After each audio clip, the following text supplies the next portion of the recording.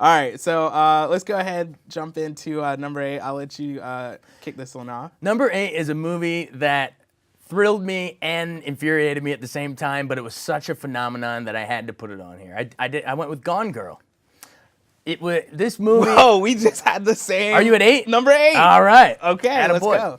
Well, then we can both riff on it. Exactly. Yeah, I mean, it was one of the biggest novel phenomenons of the. I mean, I think it came out a couple years ago, and it's a lot of people's summer reading over the last couple years. But I just love David Fincher's style. I thought right from the beginning he's dropping clues like Ben Affleck's carrying a Mastermind board game to the bar, and so he's constantly. If you're an active viewer, you're constantly looking for stuff. And did Ben do it? Did he not? Right. I thought Rosamund Pike was like one of the unforgettable characters of the year. You know, you think of Glenn Close, Fatal Attraction, and those kind of roles. I mean, or Kathy Bates' Misery. You're gonna start thinking, oh, Rosamund Pike in terms of this crazy woman role. Right.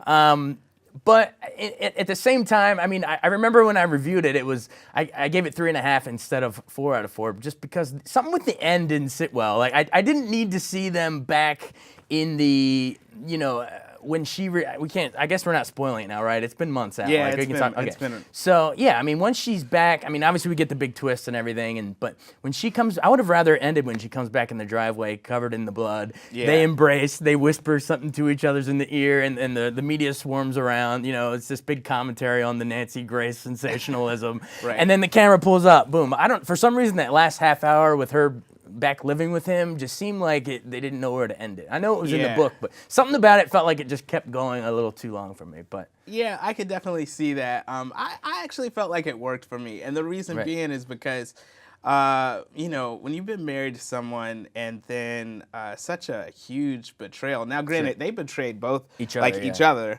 But then it was like they're forced to live with one another, and I love just watching Ben Affleck's character almost like shrivel up under the covers, locking the door. Yeah. Like, I mean, this woman is powerful. Like you said, Rosamund Pike's performance was memorable, and it was just incredible. I feel like she played 2, if not 3 roles within that film. And so, it was like Kim Novak Vertigo. You have to play like yourself acting, you know what I mean? So, right, exactly. Yeah. So yeah, I mean, I felt like it worked for me because the film kind of called for it. I mean, the way that it leaves us, we know that there could be another film about just how they interact with one another after that. Right. But just being able to exactly. But just being able to see the two of them kind of come together and living like separate places of the house, but yet at the same time, when you face the media, you have to put your face on. And exactly what you said, just the whole Nancy Grace, the way that we look at when people go missing, how that information is given. And it was almost like a political campaign where Ben Affleck's character literally has to put his face on every time that he steps out. You're trying to win the court of public opinion more than you are the actual law. Exactly. And I will say this, again, this film proved to me that Tyler Perry does have some acting chops. The scene where he's throwing the peanuts at him. Remember, he goes, if you sound phony, they're going through the rehearsal for the TV interview. Right.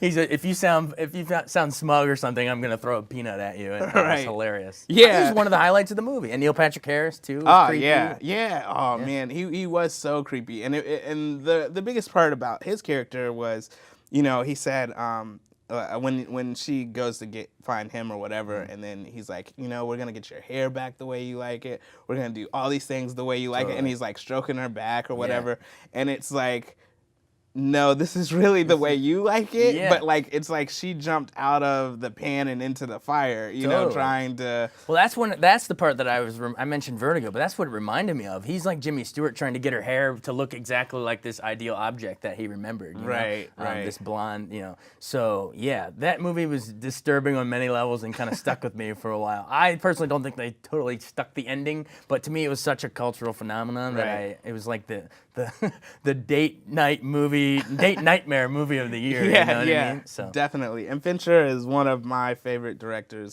working right now. Favorite Fincher? Like, you put me on the spot right now? On, man. Seriously? Dude, I don't know, man. I gotta go 7. I love 7. Yeah. Social Network, Fight Club. I was gonna say maybe the Social Network. It's like a toss-up between Seven and Social Network. Yeah, I mean, the way that, like, I've watched Social Network over and over again, and it's like it doesn't get old. Fantastic. Anyways, all right, let's move forward. Number 7. Number 7.